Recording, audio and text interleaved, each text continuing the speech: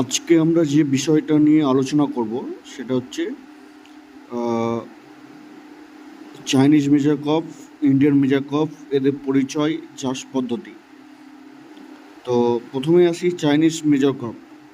Chinese major cup বলতে আমরা কোন কোন মাছগুলোকে বুঝি, কোন কোন মাছগুলো প্রধানত চাইনিজ মেজর কাপ, সেটা হচ্ছে প্রথমেই যেটা আমরা চাইনিজ মেজর কাপ বলবো যে মাছটাকে, সেটা হচ্ছে গ্রাস কাপ, যার বিজ্ঞানসম্মত নাম হচ্ছে টিনোফেরেনগডন আইডিলা। তারপর হচ্ছে সিলভার কাপ, হাইপোপথ্যালমিকটিস মলিট্রিক্স, বিগ হেড অ্যারিস্টিকথিস নোবিলিস। তারপর ব্ল্যাক কাপ, মাইলোফেরেনগডন পিসিয়াস। তারপর হচ্ছে মাড কাপ, সিরিনা মলিটোরেলা। তো এই সমস্ত যে 5টি প্রজাতির মাছ পেলাম, অর্থাৎ সিলভার কাপ, গ্রাস cup, big head, black cup এবং মাড কাপ, এই 5 প্রজাতির মাছকে আমরা বলছি চাইনিজ মেজর কাপ। প্রথমে আমরা যদি একে দেখি, গ্রাস কাপকে, গ্রাস কাপ হচ্ছে হার্বিভোরাস, অর্থাৎ এরা ম্যাক্রোফাইটস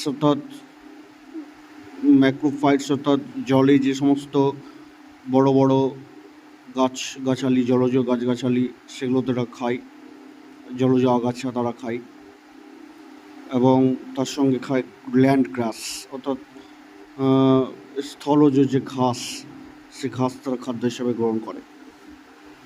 তারপর সিলভার কাপ। সিলভার কাপ কী খায়? সিলভার কাপ হচ্ছে প্রধানত প্ল্যাঙ্কটন জাতীয় অর্গানিজমস, তার মধ্যে ফাইটোপ্ল্যাঙ্কটন, মেনলি ফাইটোপ্ল্যাঙ্কটন খায় তারা, অর্থাৎ আণুবীক্ষণিক উদ্ভিদ কণা। সিলভার কাপ দেখা গেছে যে 30 থেকে 40 মাইক্রন, মানে এত ছোট সাইজের ফাইটোপ্ল্যাঙ্কটনকেও তারা খেতে পারে। তাদের এফিসিয়েন্ট গিল র্যাকাস রয়েছে, যেগুলো ছাঁকুনির মতো কাজ করে, চায়ের ছাঁকুনির মতো। তার সাহায্যে তারা জলকে ছেঁকে ওই 30 থেকে 40 এতটা কম আয়তনের ফাইটোপ্ল্যাঙ্কটন তারা খেতে পারে। তারপর হচ্ছে বিগ হেড যেটা খায় মূলত, সেটা হচ্ছে ম্যাক্রোপ্ল্যাঙ্কটন, অর্থাৎ ক্ল্যাডোসেরা, তারপর ক্ল্যাডোসেরাস থেকে শুরু করে কোপোড, এই জাতীয় যে বড় বড় প্ল্যাঙ্কটন রয়েছে, ম্যাক্রোপ্ল্যাঙ্কটন, সেগুলোকে তারা খাদ্য হিসেবে গ্রহণ করে। তারপর হচ্ছে ব্ল্যাক কাপ প্রধানত মোলাক্স, মানে বটম ফিডার, জলাশয় পাদদেশে থাকে, এবং মোলাক্স জাতীয় যে মোলাক্স মানে শামুক জাতীয় যে প্রাণীগুলো রয়েছে, সেগুলোকে খাদ্য হিসেবে গ্রহণ করে, যার জন্য ওই শামুক নিয়ন্ত্রণে আমরা ব্ল্যাক কাপ ইউজ করি পুকুরে। আর তার সঙ্গে হচ্ছে মাড কাপ হচ্ছে ডেট্রিটাস খায়, অর্থাৎ পচা জৈব বস্তু খায়। ডেট্রিটাস মানে আপনারা জানেন যে সেটা হচ্ছে পচা জীবজ বস্তু, উদ্ভিদ প্রাণীদের মৃতদেহ, সেগুলোকে তারা খাদ্য হিসেবে গ্রহণ করে। এবং ইন্ডিয়ান মেজর কাপের মধ্যে কী হচ্ছে, ইন্ডিয়ান মেজর কাপে আমরা 4টে স্পিসিস পাচ্ছি: রুই, কাতলা, মৃগেল এবং কালবোস। অর্থাৎ রুই মানে হচ্ছে লেবিওরোইতা, তার সঙ্গে মৃগেল সিরেনাস মৃগেলা, কাতলা এবং কালবোসু হচ্ছে লেবিও কালবোসু। কাতলা মূলত সেও প্ল্যাঙ্কটন ফিডার, মানে আণুবীক্ষণিক অর্গানিজমস যেগুলো রয়েছে সেগুলোকে খায়, কিন্তু মূলত খায় জু প্ল্যাঙ্কটনকে খাদ্য হিসেবে গ্রহণ করে এবং সারফেসে বিচরণ করে, জলের সারফেসে। তার সঙ্গে রুই মধ্যস্তরে থাকে এবং সেখান থেকে বিভিন্ন রকম ছোট অবস্থায় মূলত ফাইটোপ্ল্যাঙ্কটন, জু প্ল্যাঙ্কটন, এককোষী, শ্যাওলা, এগুলোকে খাদ্য হিসেবে গ্রহণ করে। বড় হলে তারা উদ্ভিজ্জ, মূলত হার্বিভোরাস, উদ্ভিজ্জ জলজ যে উদ্ভিদ রয়েছে তাদের অংশ তারা খাদ্য হিসেবে গ্রহণ করে। এছাড়া শ্যাওলাও খায়। এবং কালবোস কালবোসের আগে যেটা মৃগেল, মৃগেল হচ্ছে বটমে থাকে পাদদেশে, এবং আরও একটা স্পেসিস রয়েছে যেটা হচ্ছে কমন কাপ বা আমেরিকান রুই, সিপ্রিনা স্কার্পিও। তো তারা হচ্ছে ওমনিভোর, তারা বটমে থাকে, পাদদেশে থাকে, মানে সর্বভুক। তারা কি খায়? তারা হচ্ছে উদ্ভিজ্জ এবং প্রাণীজ, অর্থাৎ তারা কার্বোনোমিড লার্ভা, প্রাণীজ পদার্থের মধ্যে বিভিন্ন রকম লার্ভা খায়।